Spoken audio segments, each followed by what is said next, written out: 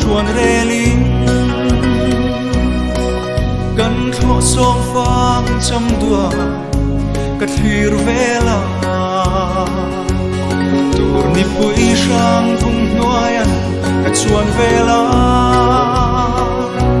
akai chia ye ro mei jam le chung chi leng vel le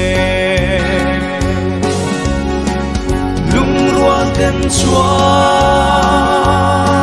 kan nuam me som phang hun Chal fa vang dur ni nem duai duai an mo ten shil do ni la lung roal tu di zo matiang so na len dum kanwa kan som fa ngoyan de aram chuan rela ka don changin kop lai di chen nu kha athar le karang ton ni a herlomo ka don vela lim ten chuan sai ren karelo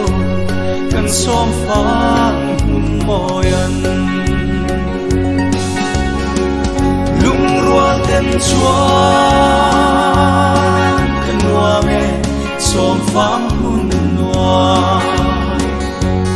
chal fa vang dur ni nem duai duai an mo ten shil du ni la lung roal tu di zo matiang so na len dum kan nuam kan som phang moyan